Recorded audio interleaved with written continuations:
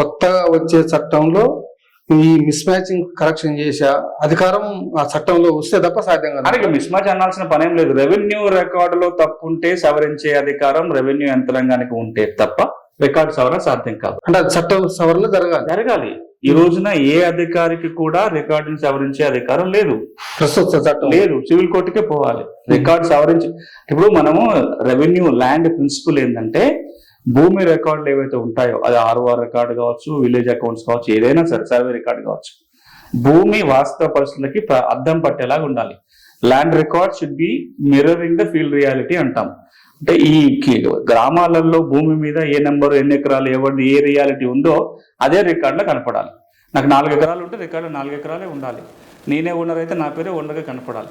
అని ఈరోజు రికార్డులు అట్లా లేవు. ఇంకా చాలా తప్పులు తడకగా ఉన్నాయి. ఈ తప్పులు ఉన్నప్పుడు సరిచేసే అధికారం ఇప్పుడున్న ఆర్ఓఆర్ చట్ట ప్రకారం రెవెన్యూ యంత్రాంగానికి లేదు. కాబట్టి చట్టంలో ఆ మార్పు తీసుకురావాలి. రెండవది, చట్టం మారినంత మాత్రాన్ని సరిపోదు. చట్టాన్ని అమలు చేయడానికి కావాల్సినంత సిబ్బంది గ్రామ స్థాయి నుంచి రాష్ట్ర స్థాయి వరకు ఉన్నప్పుడే చట్టం పగటిగా అవ్వలేదు. మరి తెలంగాణ ప్రాంతం విషయానికి వస్తే, ఇప్పుడు ఆ తెలంగాణ రాష్ట్రం ఈ ప్రాంతంలో వచ్చినన్ని గొప్ప భూమి చట్టాలు, అది కూడా అతి కొద్ది కాలంలో ప్రపంచంలోనే ఇంకే ప్రాంతంలో రాలే. ఇది ఊరికేదో నోటి మాట అనడం కాదు.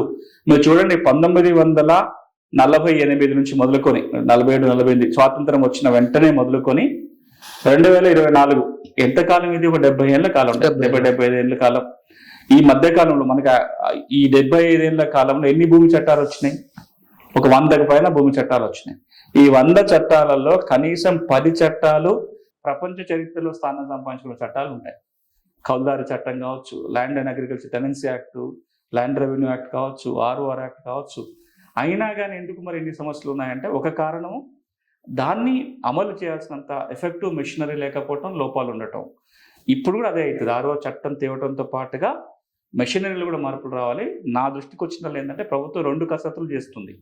ఆర్ఓఆర్ చట్టం మార్పు కోసం కసరత్తు జరుగుతుంది. రెవెన్యూ పరిపాలన, భూ పరిపాలనని గ్రామ స్థాయిలో కూడా పటిష్టం చేయడం కోసం కూడా ప్రయత్నాలు జరుగుతున్నాయి. ఈ 2 గనక సఫలీకృతం అయితే మనం ఈ రోజు మాట్లాడుకున్న సమస్యలే కాదు, ఇట్లాంటి 100 పైన చిక్కులు ఉన్నాయి, 100కు పైన భూమి సమస్యలు ఉన్నాయి తెలంగాణలో. వాటిలో ఎక్కువ శాతాన్ని ఈ మార్పుల ద్వారా కింద స్థాయిలో పరిష్కారం చేయించడానికి అవకాశం దొరుకుతుంది. Thank you sir.